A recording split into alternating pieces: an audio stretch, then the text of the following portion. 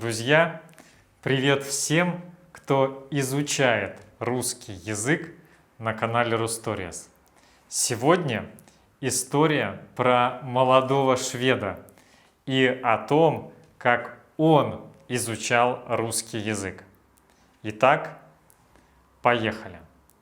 Йонатан Уолфсон начал изучать русский язык благодаря забавному видео на YouTube. Сейчас 20-летний юноша живет в Екатеринбурге, бегло говорит на языке и рассматривает свои совершенно самостоятельно полученные языковые знания как часть будущей карьеры. Я подумываю о том, чтобы стать преподавателем или переводчиком. Этой осенью Йонатан переехал в Екатеринбург, в Россию, чтобы изучать русский язык. Он уже говорил на этом языке довольно хорошо, несмотря на то, что изучал его самостоятельно, с помощью друга, с которым познакомился в интернете. Выучить новый язык он решил еще во 2 классе гимназии. Я хотел найти какое-то новое хобби, что-то, чем я смог бы заниматься некоторое время после школы, рассказывает Йонатан. Таким хобби стал русский язык.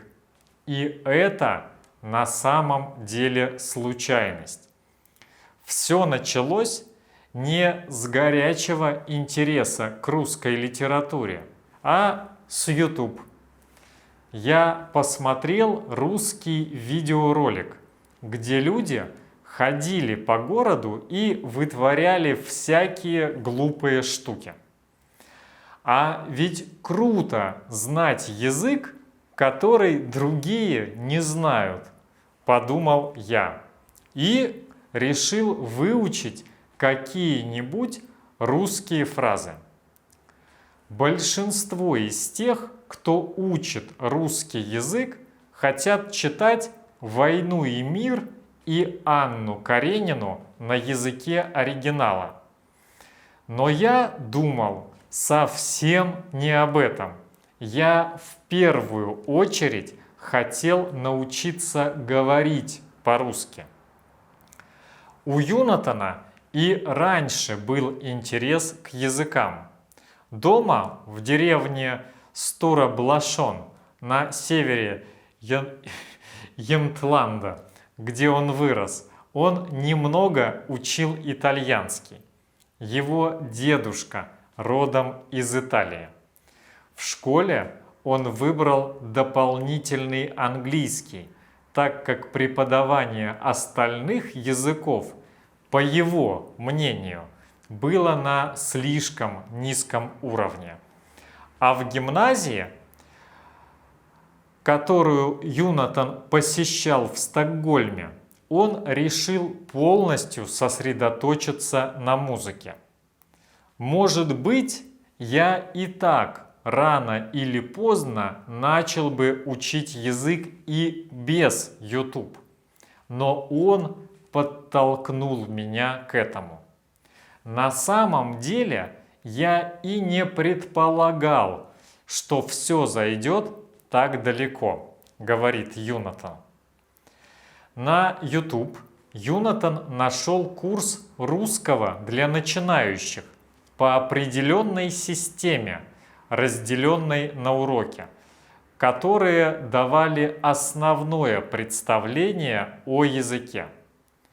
Кроме того, он посмотрел записи, в которых другие люди рассказывали, как самостоятельно учили язык, и с большим успехом. Йонатан вызубрил кириллицу и купил русский словарь. Многие считают, что алфавит – это сложно, но на самом деле это самое легкое. Труднее всего, конечно, грамматика. Например, в русском языке 6 падежей. Как я уже говорил, Юнатан в первую очередь хотел научиться разговаривать. И здесь главную роль сыграл случай.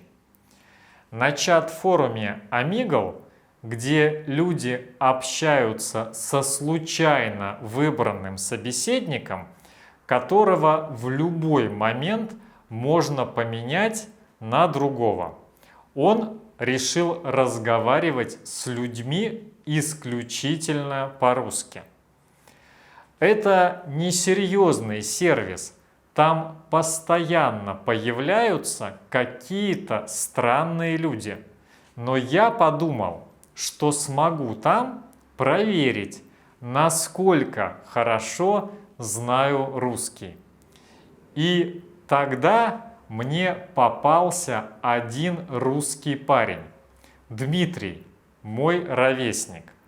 Мне это показалось забавным. Он спросил, есть ли у меня Facebook. Но общаться было тяжело, так как у него было неважно с английским, а у меня с русским. Ребята решили устроить между собой языковой обмен, в ходе которого Юнатан учил Дмитрия английскому и немного шведскому, а сам получал помощь с русским. Они быстро обнаружили, что им есть о чем поговорить. Мы разговаривали о политике и культуре, и он рассказывал о жизни своих родственников в советские времена.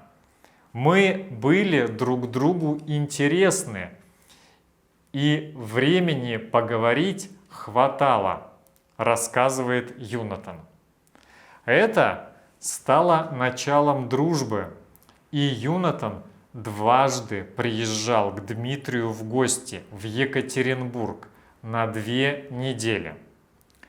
Те часы, которые они проводили в интернете за разговорами, дали результат, и Юнатан уже мог общаться по-русски. Однако я понял, что одно дело разговаривать с приятелем и совсем другое с остальными. Ведь он приспосабливается к моему уровню. Когда я встретился с его бабушкой, я ничего не понял, говорит Юнатан. Юнатан купил учебники русского языка. Вернувшись домой, он впервые начал изучать грамматику системно, тоже самостоятельно. Однако, в конце концов, Юнатан понял, что курсы, несмотря ни на что, помогут ему перейти на следующий уровень и позволят лучше понять грамматику. Он решился переехать в Екатеринбург, чтобы изучать в университете русский язык для иностранцев. Его девушка Эмма поехала с ним. Она тоже учит русский. Екатеринбург они выбрали не только потому, что там жил Дмитрий. Юнатан рассказывает, что хотел побывать в настоящем русском городе. Юнатан описывает Екатеринбург как симпатичный и в меру крупный и оживленный город. Он быстро познакомился с друзьями Дмитрия и еще нашел себе товарищей по интересам, которые, как и Юнатан и его девушка, занимаются ирландской фолк-музыкой. Я думал, что хорошо говорю, но разговаривал я лучше, чем понимал. Сейчас я чувствую, что разговариваю бегло и понимаю большую часть того, что говорят. Скоро у меня будет уровень C1.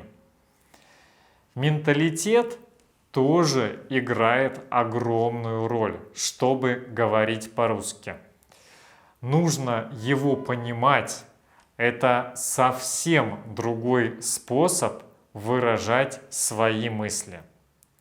Разговорный русский язык невероятно сильно отличается от письменного, делится своими впечатлениями Юнатан.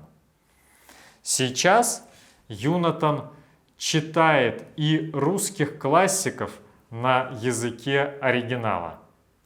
Со временем вырос и интерес к грамматике. Учитывая, что я зашел так далеко, я подумываю стать преподавателем или переводчиком. Очень хочу найти применение моему русскому в профессиональной деятельности, говорит Юнатан. Друзья, вот такой рассказ об опыте изучения русского языка. Мы будем рады, если вы напишите в комментариях о своем опыте, как вы учите язык. А у меня на сегодня все. Спасибо, что смотрели это видео. Огромной вам удачи и пока!